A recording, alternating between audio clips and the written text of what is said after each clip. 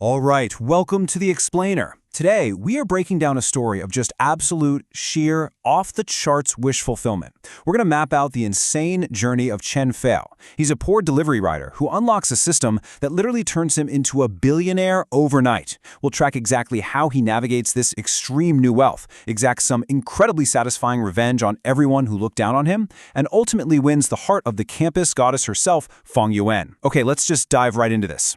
So, let me hook you immediately with a quick question. What can a single, solitary dollar realistically buy you in today's world? I mean, maybe a pack of gum? Half a cup of really terrible gas station coffee? In the real world, a buck is practically nothing. But in the universe of our explainer today, a single dollar is literally the activation code for absolute, reality-bending power. Now, contrast that $1 with a $300 million net worth. It's a huge leap, right? This introduces the sheer absurdity of Chen Fu's system reward. The guy goes from counting pennies to possessing hundreds of millions in assets in the absolute blink of an eye. It is the ultimate zero-to-hero setup, and the whole story revolves around exactly how he wields this massive, sudden influx of capital. So let's look at how this crazy transformation actually begins. Act 1. The Catalyst and the System. To really appreciate the revenge later, we first have to see Chen Fu at absolute rock bottom. He's a struggling food delivery rider who literally gave up his guaranteed university admission so his girlfriend, Lu Shang, could go instead. And how does she repay this massive sacrifice? She dumps him on her 20th birthday for a rich kid whose family owns 3 companies. She straight up tells Chen she'd rather be with someone who can actually spend money on her. So he's left with absolutely nothing. But right after this devastating breakup, like immediately after, a voice, kind of like an anime RPG pop-up, activates the flash sale mystery box system. And for just a $1 purchase, Chen receives a limited edition Bentley. We're talking one of only 6 in the entire world, plus 2 riverside mansions. His net worth instantly skyrockets to $300 million. Boom. Billionaire overnight. Moving right along to Act 2, the Fake Boyfriend Flex. Before he fully embraces this new billionaire status, Chen decides to do one last delivery run just as a favor. And on this run, he crosses paths with the stunning campus goddess, Feng Yuan.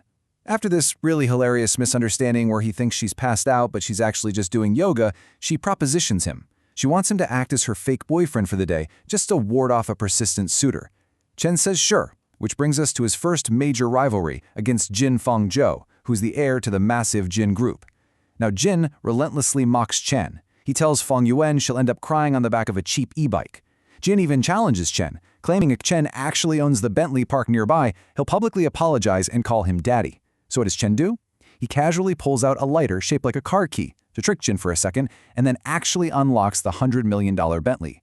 Jin's ego is just completely destroyed on the spot, and Feng Yuan realizes her fake boyfriend is hiding an unbelievable secret. All right, let's get into Act 3. Building a billion-dollar empire. You have to hear about this insane acquisition montage. The system doesn't just stop at a fancy car. As Chan faces antagonists who insult his family and his friends, his wealth scales up exponentially so he can defend them. In the morning, he acquires the entire Jiangbei commercial street just to protect Feng Yuan's roommate from a corrupt restaurant manager. In the afternoon, he completely takes over Zhangjiang Hospital when this arrogant doctor misdiagnoses a friend's mother and refuses to apologize. And then, by the evening, he acquires Yu Ya Entertainment, which is a massive agency, and immediately cleans house by firing all the entitled management. He leverages these assets seamlessly to establish absolute dominance in the city. This brings us to another god-tier system notification. Right when Chen needs it most, the system arms him with $1 billion in pure, liquid funds right alongside those commercial properties. This war chest is a game changer because it allows him to completely bypass normal corporate red tape. Like when a hospital director threatens to fire a good doctor, Chen simply reveals he owns the hospital. It's the ultimate financial trump card. So the really crucial point here is how Chen systematically dismantles his bullies. It's time for the face-slapping scorecard. Let's take Gao Zhenmin, a bitter old rival of Chen's father. Gao flaunts his wealth with this tiny diamond ring and a used Audi. And then he uses his connections to get Chen's dad fired from his bank security job. Well, Chen's punishment is legendary. He buys his mom a $500,000 custom diamond, gets his dad a brand new, top-trim Mercedes, blacklists Gao's bar from his newly owned commercial street, and ultimately forces the bank president to hire his dad as the new bank vice president. I mean, it is a complete surgical dismantling of Gao's entire life. And this declaration right here marks the massive emotional turning point of the narrative. This is where Chen stops hiding his power. When Gao Jiamin threatens his parents, Chen openly wields his wealth. He stands tall and declares his ownership of the most valuable commercial real estate in the city. He proves to everyone that he isn't just rich, he has the systemic power to protect his family from ever being humiliated by the elite class again.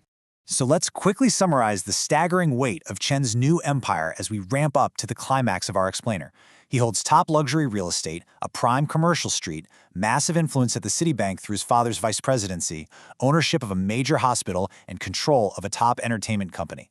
He has effectively cornered the market on the city's infrastructure, and trust me, he is going to need every single ounce of this power for what comes next.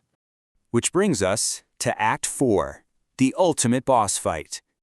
You've got to appreciate the sheer brilliance of Chen's auction trap here. This is the final financial battlefield against his arch-nemesis, Jin Fangzhou.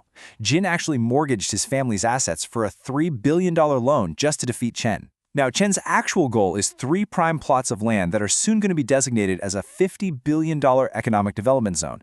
Knowing Jin desperately wants to outbid him, Chen intentionally drives up the bids on 2 totally useless antiques, a painting and a pearl. He tricks Jin into wasting a staggering $2 billion to win them. But here is the incredible punchline. The system had actually just rewarded Chen with those exact antiques right before the auction. So Jin Fangzhou literally paid Chen $2 billion of his own money, leaving himself too broke to bid on the land.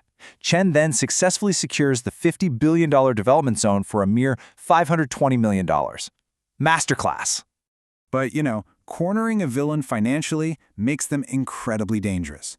Driven completely insane by his financial ruin, Jin Fangzhou crosses the ultimate line. He teams up with Chen's bitter ex-girlfriend Lu Xiong, and he kidnaps the campus goddess Fang Yuan on the exact day of the massive land contract signing. So we're hit with this dramatic anime-style commercial break cliffhanger. With Fang Yuan trapped, can all of Chen's billions actually save her in time? Let's find out in Act 5, the ultimate revenge. We dive right into this incredibly intense rescue scene. Chen immediately abandons his billion-dollar signing ceremony to race to this unfinished building in the old town. He confronts a desperate Jin Fangzhou and the traitorous Lu Xiong, who is just screaming that everything Chen has should have belonged to her. Chen physically fights off Jin's thugs to protect Fang Yuan. Right as the situation seems entirely dire, with Jin Fangzhou gloating that he successfully made Chen miss his contract signing and forfeit the land, the system delivers its final trump card. The voice chimes in, "Congratulations, host, on receiving a super lucky bag. Ownership of Longtang Group worth $10 billion. Now, the Longtang Group is the very company hosting the land signing. So Chen didn't miss the meeting. He just became the owner of the entire organization. It completely and utterly shatters Jin's last ounce of leverage." The consequences for the antagonists are just incredibly satisfying. Finalizing that revenge checklist we've been building, the police arrive on the scene, Jin Fangzhou is arrested for kidnapping and attempted murder, literally crying that he's innocent as he is dragged away. Lu Xiong finally faces justice for her complicity in the whole thing, and Chen, well, he assumes total, uncontested control of the Longtang Group, officially crowning him the absolute king of the city's business world. But the empire isn't the ultimate victory, right? The real prize is the relationship he built along the way. Having fully secured his empire, Chen turns his attention to the campus goddess. He takes her to a luxury villa area and formally proposes. He vows, "I, Chen Fao, swear that in this life I will only love you, Fang Yuan." Their fake relationship, which, remember, was born out of a chaotic food delivery mix-up, turns beautifully real. The zero has truly, completely become the hero. So, I want to leave you with this final, provocative thought. We've seen how Chen Fei used his ultimate system reward to dismantle corrupt bosses, arrogant heirs, and terrible exes. If you woke up tomorrow and unlocked a $1 system that gave you unlimited wealth and power, who is the very first person you would face slap? Think about it. Thanks for joining me on this explainer, and keep learning.